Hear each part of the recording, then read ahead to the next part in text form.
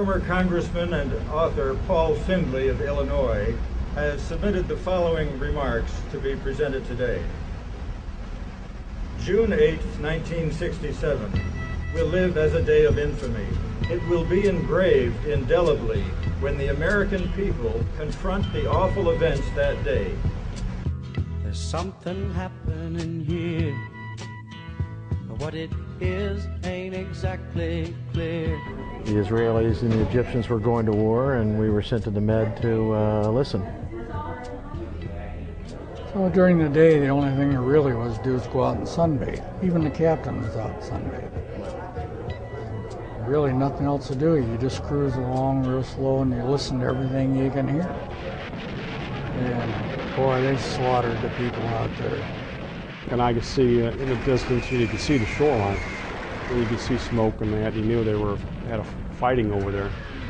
But then I saw that boxcar everybody's talking about fly over. And flying boxcar, they called them back then. It was right here. I'm coming out of the main spaces.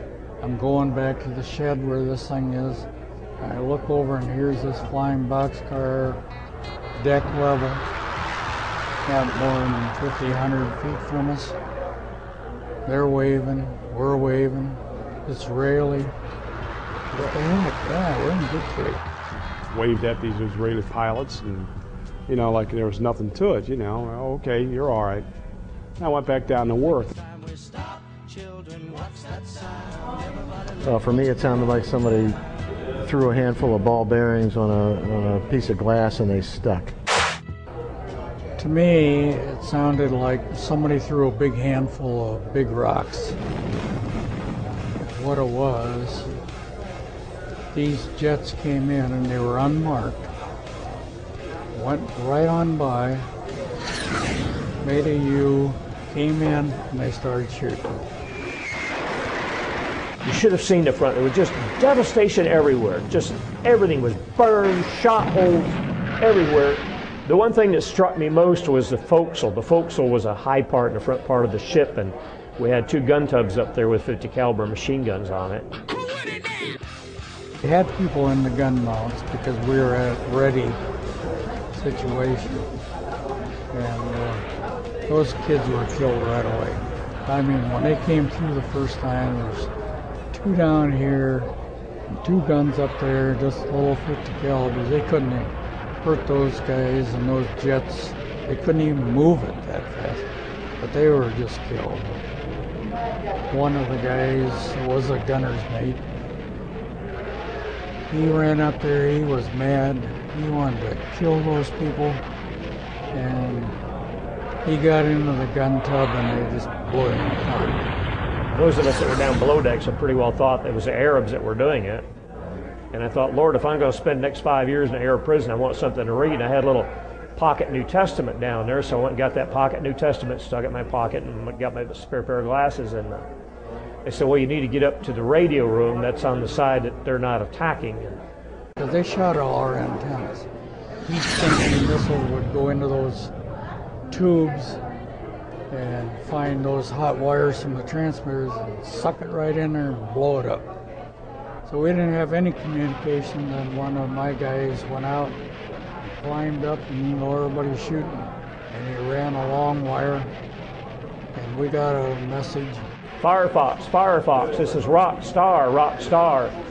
Under attack by unidentified surface and naval air units. Require immediate assistance.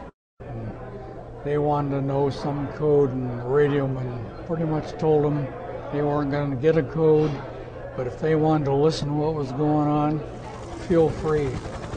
We didn't see any assistance at all from the American government, from our own 6th Fleet that we were told was 15 minutes away until 16, 18 hours later.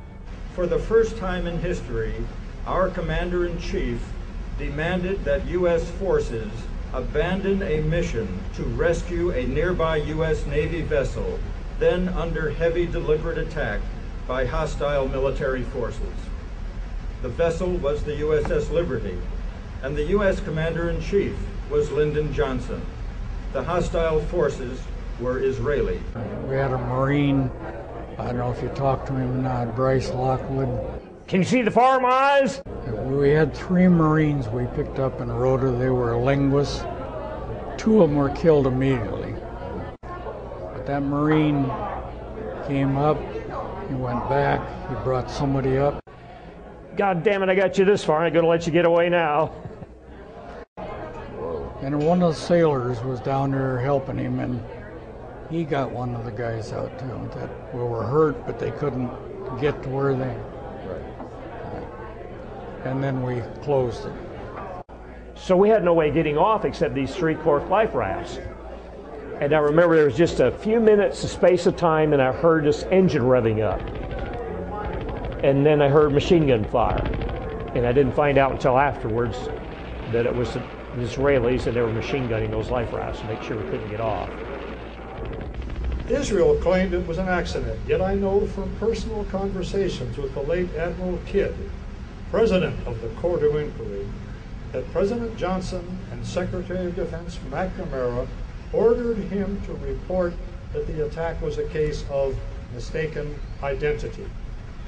This unforgivable, inexcusable cover-up has haunted us for 40 years. What are the implications for our nation's security, not to mention our ability to honestly broker peace in the Middle East, when we cannot openly discuss Israeli actions which result in the deaths and wounding of 200 Americans? That whole front part of the ship was red, running with blood.